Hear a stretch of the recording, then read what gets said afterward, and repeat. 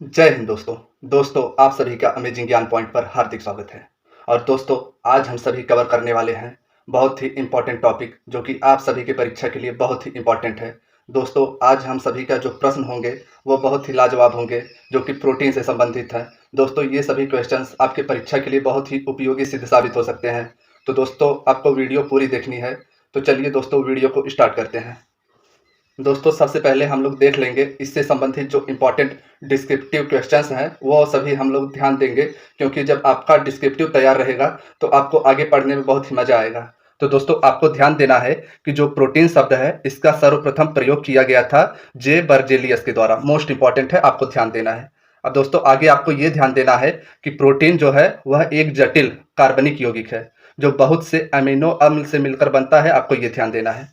दोस्तों, इसमें आपको ये ध्यान देना है कि जो प्रोटीन होता है यह जटिल कार्बनिक यौगिक होता है और जो बहुत से अमीनो अम्ल से मिलकर बनता है। आपको ये ध्यान देना है, यानी कि आपको ये ध्यान देना है कि जो प्रोटीन होता है यह अमीनो अम्ल का बहुलक होता है। आपको ये ध्यान देना है। अब दोस्तों, आगे आपको ये ध्यान देना है कि यह हमारे शरीर के प्रत्येक भाग में पाई जाती है और हमारे शरीर की मुख्य संरचना का मूलभूत आधार है। आपको ये भी ध्यान देना है, यानी कि जो प्रोटीन है यह हमारे शरीर के प्रत्येक भाग में पाई जाती है और हमारे शरीर की संरचना का मूल आधार भी प्रोटीन है। आपको ये ध्यान देना है। और आगे आपको ये ध्यान देना है कि यह मुख्य रूप से कार्बन, हाइड्रोजन, ऑक्सीजन और नाइट्रोजन से मिलकर बनता है। आपको ये ध्यान देना है। दोस्तों, मोस्ट इंपॉर्टेंट है, आपको ध्यान देना है कि जो प्रोटीन होता है यह मुख्य रूप से कार्बन, हाइड्रोजन तथा ऑक्सीजन और नाइट्रोजन से मिलकर बना है। आपको ये ध्यान देना है। अब दोस्तों, आगे आपको ये ध्यान देना है कि जो नेशनल इंस्टीट्यूट ऑफ न्यूट्रिशन है उसका मानना है कि हर व्यक्ति को प्रतिदिन लगभग 50 ग्राम और महिलाओं को लगभग 46 ग्राम प्रोटीन लेना चाहिए। दोस्तों, आपको ध्यान देना है कि जो नेशनल इंस्टीट्यूट ऑफ न्यूट्रिशन है इसका मानना है कि प्रत्येक व्यक्ति को और प्रतिदिन लगभग 50 ग्राम प्रोटीन आवश्यक है और महिलाओं को लगभग 46 ग्राम प्रोटीन आवश्यक है। आपको ये ध्यान देना है। तो दोस्तों, अब आपका जो क्वेश्चन है वो आपका शुरू हुआ है। आपसे पूछा जा रहा है, आज का आपका जो पहला प्रश्न है कि अमीनो एसिड के बीच एक बंधन क्या कहलाता है। दोस्तों, मोस्ट इंपॉर्टेंट क्वेश्चन है, आपको ध्यान देना है कि जो अमीनो एसिड होता है, आपसे पूछा जा रहा है कि अमीनो एसिड के बीच जो एक बंधन होता है वह क्या कहलाता है। आपके ऑप्शंस हैं आयनिक बंधन, अम्लीय बंधन, पेप्टाइड बंधन तथा ऑप्शन डी है आपका हाइड्रोजन बंधन। तो दोस्तों, आपको ध्यान देना है कि जो अमीनो एसिड होते हैं इनके बीच पेप्टाइड बंधन स्थित होते हैं। आपको ये ध्यान देना है, यानी कि इसमें आपका जो सही आंसर हो जाएगा वह हो जाएगा ऑप्शन सी। आपको ये ध्यान देना है। दोस्तों, आपका अगला क्वेश्चन आपसे पूछा जा रहा है कि कितने अमीनो एसिड एक प्रोटीन बनाते हैं। दोस्तों, मोस्ट इंपॉर्टेंट क्वेश्चन है, आपको ध्यान देना है कि आपसे पूछा जा रहा है कि कितने अमीनो एसिड मिलकर एक प्रोटीन बनाते हैं। आपके ऑप्शंस है 10, 20, 30 तथा ऑप्शन डी है आपका 50। तो इसमें दोस्तों आपको ध्यान देना है कि जो हमारे शरीर में प्रोटीन बनता है वह 20 अमीनो एसिड से मिलकर एक प्रोटीन बनता है। आपको ये ध्यान देना है। अब दोस्तों, आपका अगला क्वेश्चन आपसे पूछा जा रहा है कि प्रोटीन के बारे में निम्नलिखित में से कौन सा कथन सत्य है। यानी कि इसमें आपसे पूछा जा रहा है कि प्रोटीन के बारे में कौन सा कथन इनमें से सत्य है। आपको ये पहचानना है। दोस्तों, आपको ये ध्यान देना है कि जो प्रोटीन होते हैं वो अमीनो एसिड से बने होते हैं तथा ये त्वचा, दांत तथा हड्डियों के विकास के लिए बहुत ही आवश्यक होते हैं। आपको ये ध्यान देना है। तथा आगे आपको ये ध्यान देना है कि प्रोटीन एकमात्र पोषक तत्व है जो शरीर के ऊतकों यानी कि टिश्यूज का निर्माण और उनके मरम्मत तथा रख रखाव का भी कार्य करते हैं। आपको ये ध्यान देना है। अब दोस्तों, आपका अगला क्वेश्चन आपसे पूछा जा रहा है कि निम्नलिखित में से कौन से खाद्य उत्पाद प्रोटीन सामग्री में उच्च हैं। आपसे पूछा जा रहा है कि कौन सा खाद्य उत्पाद ऐसा है जो प्रोटीन का उच्च स्रोत है। अब आपके ऑप्शंस हैं टोफू और अंडे, ऑप्शन बी है आपका अनाज और फलियां, ऑप्शन सी है दूध और दूध के उत्पाद तथा ऑप्शन डी है आपका उपरोक्त सभी। तो दोस्तों, आपको ध्यान देना है कि जो इसमें आपका सही आंसर हो जाएगा वह हो जाएगा ऑप्शन डी। यानी कि इसमें आपका ये ध्यान देना है कि जो टोफू है तथा अंडे हैं और अनाज और फलियां तथा दूध और उनसे बने उत्पाद ये सभी प्रोटीन के उच्च स्रोत हैं। आपको ये ध्यान देना है। अब दोस्तों, आपका अगला क्वेश्चन आपसे पूछा जा रहा है कि पूर्ण प्रोटीन के बारे में निम्नलिखित में से कौन सा कथन सत्य है। यानी कि आपसे पूछा जा रहा है कि पूर्ण प्रोटीन के बारे में निम्नलिखित में से कौन सा कथन सत्य है। अब आपके ऑप्शंस है उच्च प्रोटीन खाद्य पदार्थ जो शरीर के वजन को स्थिर करते हैं, आपका ऑप्शन बी है भोजन जिनमें वसा और प्रोटीन की संतुलित मात्रा होती है, आपका ऑप्शन सी है खाद्य पदार्थ जो शरीर को आवश्यक सभी एमिनो एसिड प्रदान करता है तथा ऑप्शन डी है आपका उपरोक्त सभी। तो दोस्तों आपको ध्यान देना है कि क्वेश्चन में आपसे पूछा जा रहा है कि पूर्ण प्रोटीन के बारे में निम्नलिखित में से कौन सा कथन सत्य है। दोस्तों इसमें जो आपका सही आंसर हो जाएगा वह हो जाएगा ऑप्शन डी, यानी कि उपरोक्त इसमें से सभी हैं। अब दोस्तों आपका अगला क्वेश्चन जो आपसे पूछा जा रहा है कि निम्नलिखित में से कौन सा कोशिकांग प्रोटीन संश्लेषण की प्रक्रिया में शामिल है। दोस्तों मोस्ट इंपॉर्टेंट क्वेश्चन है, आपसे पूछा जा रहा है कि कौन सा कोशिकांग ऐसा है, यानी कि कोशिका का ऐसा अंग कौन सा है जो प्रोटीन संश्लेषण की प्रक्रिया में शामिल है। आपके ऑप्शंस हैं पुटिका, ऑप्शन बी है राइबोसोम, ऑप्शन सी है सिंक्रोटॉन तथा ऑप्शन डी है आपका माइटोकॉन्ड्रिया। तो दोस्तों आपको ध्यान देना है कि इसमें जो आपका सही आंसर हो जाएगा वह हो जाएगा राइबोसोम, यानी कि आपको ये ध्यान देना है कि जो राइबोसोम है वह कोशिका में प्रोटीन संश्लेषण की प्रक्रिया में शामिल होता है, आपको ये ध्यान देना है। दोस्तों अगला क्वेश्चन आपसे जो पूछा जा रहा है कि निम्नलिखित में से कौन सा प्रोटीन का कार्य नहीं है। दोस्तों आपके ऑप्शन जो है वो यह है कि भोजन को पचाने में मदद करता है, आपका ऑप्शन बी है आनुवांशिक जानकारी रखता है तथा ऑप्शन सी है आपका हमलावर रोग जनकों के खिलाफ लड़ता है तथा ऑप्शन डी है आपका रक्त में ऑक्सीजन के परिवहन में मदद करता है।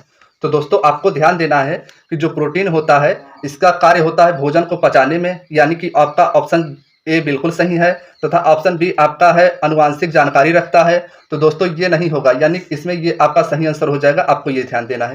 तथा आगे ऑप्शंस में आपको ये ध्यान देना है कि जो प्रोटीन का कार्य होता है वह होता है हमलावर रोग जनकों के खिलाफ लड़ना, यानी कि जो हमारे शरीर में अटैक करते हैं रोग, उनके खिलाफ लड़ना प्रोटीन का कार्य है, ये भी होता है। तथा ऑप्शन डी जो आपका है कि रक्त में ऑक्सीजन के परिवहन में मदद करता है, तो ये भी आपका सही हो जाएगा, आपको ये ध्यान देना है।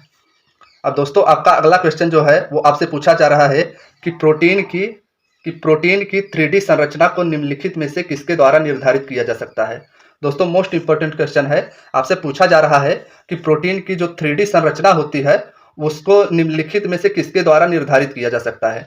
आपके ऑप्शंस जो हैं स्पेक्ट्रोस्कोपी, ऑप्शन बी है एक्सरे क्रिस्टलोग्राफी, ऑप्शन सी है परमाणु चुंबकीय अनुनाद तथा ऑप्शन डी है आपका दोनों, बी और सी दोनों।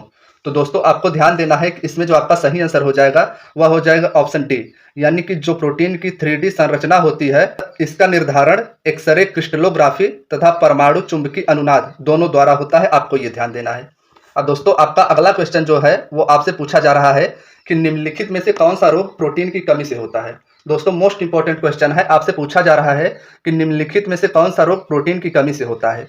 अब आपके ऑप्शन है एनीमिया, क्वाशियोर्कर, आपका ऑप्शन सी है हाइपोथायराइडिज्म तथा ऑप्शन डी है आपका उपरोक्त सभी। तो दोस्तों आपको ध्यान देना है कि इसमें जो आपका ऑप्शन बी है यानी कि क्वाशियोर्कर वह सही हो जाएगा, यानी कि प्रोटीन की कमी से क्वाशियोर्कर नामक रोग होता है, आपको ये ध्यान देना है। अब दोस्तों आपका अगला क्वेश्चन जो आपसे पूछा जा रहा है कि प्रोटीन संश्लेषण की प्रक्रिया निम्नलिखित में से किस कोशिकांग में होती है। दोस्तों क्वेश्चन को आपको मार्क करना है कि आपसे पूछा जा रहा है निम्नलिखित में से कौन सा कोशिकांग ऐसा है जो प्रोटीन संश्लेषण में भाग लेता है। आपके ऑप्शंस हैं नाभिक, ऑप्शन बी है रिक्तिकाएं, ऑप्शन सी है साइटोप्लाज्म तथा ऑप्शन डी है माइटोकॉन्ड्रिया। तो दोस्तों आपको ध्यान देना है कि जो साइटोप्लाज्म होता है यह प्रोटीन संश्लेषण की प्रक्रिया में भाग लेता है, आपको ये ध्यान देना है। अब दोस्तों आपका अगला क्वेश्चन जो है आपको ध्यान देना है कि आपसे पूछा जा रहा है निम्नलिखित में से कौन सा विकार प्रोटीन की कमी के कारण होता है। अब दोस्तों आपके ऑप्शंस है वजन घटाने में, मांसपेशियों की थकान तथा ऑप्शन सी है आपका मांसपेशियों की ताकत में कमी तथा ऑप्शन डी है आपका उपयुक्त सभी। दोस्तों क्वेश्चन आपको एक बार फिर पढ़ लेना है कि आपसे पूछा जा रहा है निम्नलिखित में से कौन सा विकार प्रोटीन की कमी के कारण होता है। तो दोस्तों आपको ध्यान देने हैं कि इसमें जो आपका सही आंसर हो जाएगा वह हो जाएगा ऑप्शन डी, यानी कि आपको ध्यान देना है कि प्रोटीन की कमी से वजन भी घटता है, मांसपेशियों में थकान भी आता है तथा मांसपेशियों की ताकत में कमी आता है, आपको ये भी ध्यान देना है। अब दोस्तों आपका अगला क्वेश्चन जो है आपसे पूछा जा रहा है कि प्रोटीन संरचनाओं को निर्धारित करने के लिए निम्नलिखित में से किस तकनीक का उपयोग किया जाता है। दोस्तों मोस्ट इंपॉर्टेंट क्वेश्चन है, आपसे पूछा जा रहा है कि प्रोटीन संरचना यानी कि जो प्रोटीन के स्ट्रक्चर्स होते हैं उनका निर्धारण करने के लिए निम्नलिखित में से किस तकनीक का उपयोग किया जाता है। अब आपके ऑप्शंस है एक्सरे क्रिस्टलोग्राफी, ऑप्शन बी है आपका क्रिप्टोनिक्स एक्सरे दृष्टि तथा ऑप्शन सी है आपका चुंबकीय अनुनाद इमेजिंग, जिसे हम लोग MRI के नाम से भी जानते हैं, तथा आपका ऑप्शन डी है उपयुक्त में से कोई नहीं। तो दोस्तों आपको ध्यान देना है कि जो हमारी प्रोटीन होती है यानी कि प्रोटीन की जो संरचना होती है उनका निर्धारण करने के लिए एक्सरे क्रिस्टलोग्राफी का उपयोग किया जाता है, आपको ये ध्यान देना है। यानी कि इसमें जो आपका सही आंसर हो जाएगा वह हो जाएगा ऑप्शन ए। अब दोस्तों आपका अगला क्वेश्चन है जो आपसे पूछा जा रहा है, बहुत ही महत्वपूर्ण क्वेश्चन है आप सभी के लिए। आपसे पूछा जा रहा है कि एक प्रोटीन में अमीनो एसिड अवशेष का औसत आणविक भार कितना होता है। दोस्तों क्वेश्चन आपको एक बार और पढ़ना है। आपसे पूछा जा रहा है कि एक प्रोटीन में अमीनो एसिड अवशेष का औसत आणविक भार कितना होता है। आपके ऑप्शन है 120, 110, 130 तथा 140। तो दोस्तों इसमें आपको ध्यान देना है कि जो आपका सही आंसर हो जाएगा वह हो जाएगा ऑप्शन बी, यानी कि एक प्रोटीन में अमीनो एसिड जो होता है उसके अवशेष का औसत आणविक भार 110 होता है। आपको ये ध्यान देना है। दोस्तों आपका अगला क्वेश्चन जो आपसे पूछा जा रहा है कि प्रोटीन के बारे में निम्नलिखित में से कौन सा कथन सत्य है। तो दोस्तों आपके ऑप्शन है प्रोटीन ग्लूकोज के बहुलक होते हैं। दोस्तों ये आपका सही नहीं होगा ऑप्शन। तथा ऑप्शन बी है आपका प्रोटीन एमिनो अम्ल के बहुलक होते हैं। ऑप्शन सी है आपका प्रोटीन पेप्टाइड बॉन्ड के बहुलक होते हैं। तथा ऑप्शन डी है आपका प्रोटीन डाइसल्फाइड पुलों के बहुलक होते हैं। तो दोस्तों इसमें ध्यान देना है कि जो प्रोटीन होता है वह एमिनो अम्ल के बहुलक होते हैं, यानी कि इसमें आपका ऑप्शन बी सही हो जाएगा। आपको ये ध्यान देना है। अब दोस्तों आपका अगला क्वेश्चन जो आपसे पूछा जा रहा है कि निम्नलिखित में से कौन बाल, मांसपेशियों तथा त्वचा का मुख्य घटक है। दोस्तों क्वेश्चन में आपसे पूछा जा रहा है कि जो हमारे शरीर में बाल होता है तथा मांसपेशी तथा त्वचा का जो मुख्य घटक होता है वह कौन सा होता है। आपके ऑप्शन है प्रोटीन, ऑप्शन बी है एंजाइम तथा ऑप्शन सी है कार्बोहाइड्रेट, ऑप्शन डी है वसाए। तो दोस्तों आपको ध्यान देना है कि जो हमारे शरीर का बाल, मांसपेशी तथा त्वचा होता है इसके मुख्य घटक प्रोटीन होते हैं, यानी कि इसमें जो आपका सही आंसर हो जाएगा वह हो जाएगा ऑप्शन ए। आपको ये ध्यान देना है।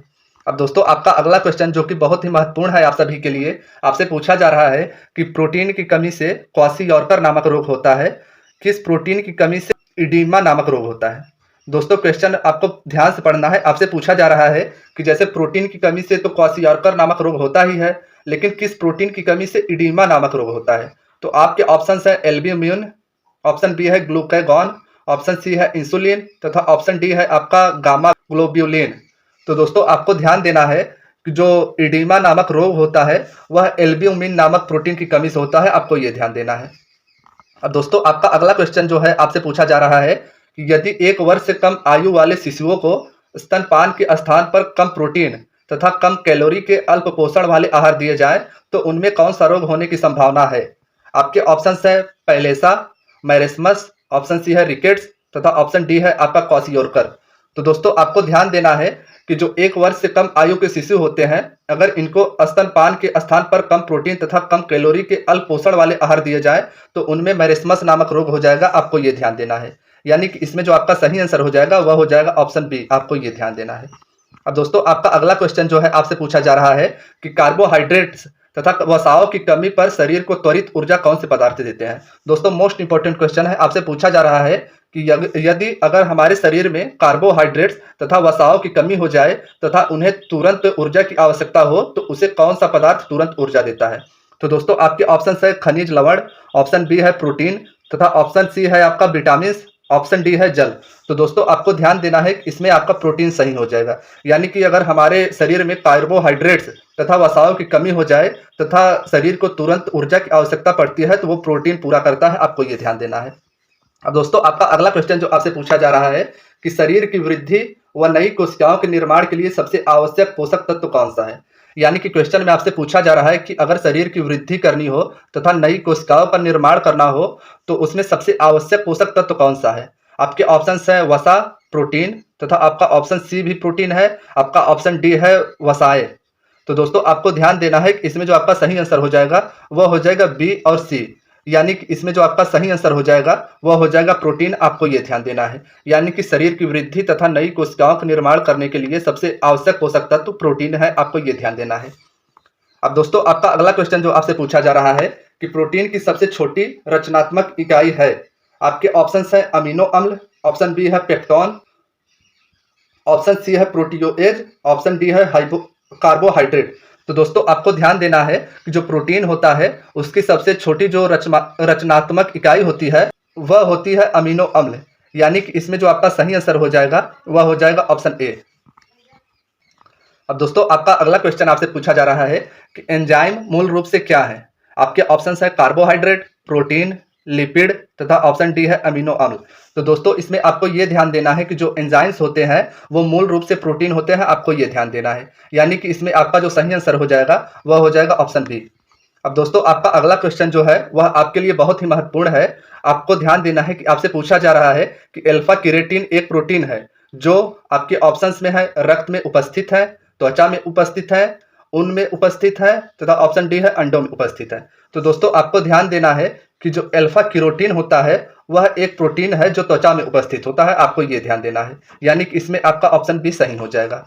अब दोस्तों आपका अगला क्वेश्चन जो है आपसे पूछा जा रहा है कि सोयाबीन में प्रोटीन का प्रतिशत होता है। आपके ऑप्शन है 42%, 50%, 60% तथा ऑप्शन डी है आपका 80%। तो दोस्तों आपको ध्यान देना है कि जो सोयाबीन होता है उसमें लगभग 42% प्रोटीन पाया जाता है और यह प्रोटीन का प्रमुख स्रोत है। आपको यह भी ध्यान देना है। अब दोस्तों आपका अगला क्वेश्चन जो आपसे पूछा जा रहा है किसमें प्रोटीन नहीं पाया जाता। अब आपके ऑप्शंस हैं मांस, दूध, चावल तथा ऑप्शन डी है दाल। तो दोस्तों आपको ध्यान देना है कि जो चावल होता है उसमें प्रोटीन नहीं पाया जाता, यानी कि इसमें आपका ऑप्शन सी सही हो जाएगा। आपको ये ध्यान देना है। अब दोस्तों आपका अगला क्वेश्चन आपसे पूछा जा रहा है कि शाकाहारी अधिकतम प्रोटीन पाते हैं। आपके ऑप्शन है अनाजों से, दालों से, सब्जियों से तथा दूध से। तो दोस्तों आपको ध्यान देना है जो शाकाहारी होते हैं वो अधिकतम प्रोटीन दालों से पाते हैं। आपको ये ध्यान देना है। आपको दोस्तों इसमें कंफ्यूजन नहीं होना है। ऑप्शन डी भी आपके दिमाग में आ सकता है कि इसमें दूध भी हो सकता है, तो आपको इसे इग्नोर करना है। आपका जो ऑप्शन बी है वह सही हो जाएगा, यानी कि शाकाहारी अधिकतम प्रोटीन जो पाते हैं वह दालों से पाते हैं। आपको ये ध्यान देना है। दोस्तों आप सभी के लिए कंटेंट बहुत ही मेहनत करके बनाई जाती है, अलग अलग वेबसाइट तथा अलग अलग किताबों से देख के तथा अलग अलग रिसर्च करके लाया जाता है। तो दोस्तों अगर आप सभी को चैनल पर कंटेंट अच्छी लगती हो तो चैनल को प्रमोट करने में हमारा थोड़ा सहयोग जरूर करें, क्योंकि आप सभी के सहयोग से ही चैनल ग्रोथ करेगा। तो दोस्तों आप सभी अपने सभी मित्रों के साथ वीडियो को शेयर अवश्य करें। अब चलिए दोस्तों आपका अगला क्वेश्चन आपसे पूछा जा रहा है कि निम्नलिखित में से कौन सी प्रोटीन दूध में पाई जाती है। अब आपके ऑप्शन है मायोसिन, ग्लूटिनिन, ऑप्शन सी है केसिन तथा ऑप्शन डी है हीमोग्लोबिन। तो दोस्तों आपको ध्यान देना है कि जो केसिन नामक प्रोटीन होता है वह दूध में पाया जाता है। आपको इसमें ये ध्यान देना है, यानी कि इसमें आपका ऑप्शन सी सही हो जाएगा। आपको ये ध्यान देना है। अब दोस्तों आपका अगला क्वेश्चन आपसे पूछा जा रहा है कि प्रोटीन पाचक एंजाइम है, यानी कि जो प्रोटीन होता है इसको पचाने वाला कौन सा एंजाइम है। आपके ऑप्शन है ट्रिप्सिन, एमाइलेप्सिन, ऑप्शन सी है लाइपेज तथा ऑप्शन डी है आपका एमिलेज। तो दोस्तों आपको ध्यान देना है कि जो ट्रिप्सिन एंजाइम होता है हमारे आंत में पाया जाता है। यह प्रोटीन को पाचन करने में बहुत ही सहायता प्रदान करता है। आपको यह ध्यान देना है। तो दोस्तों ये थी आपकी आज की वीडियो। और दोस्तों अगर वीडियो पसंद आई हो तो वीडियो को लाइक अवश्य करें। और दोस्तों अगर आप चैनल पर नए हैं तो चैनल को अवश्य सब्सक्राइब करें। धन्यवाद दोस्तों।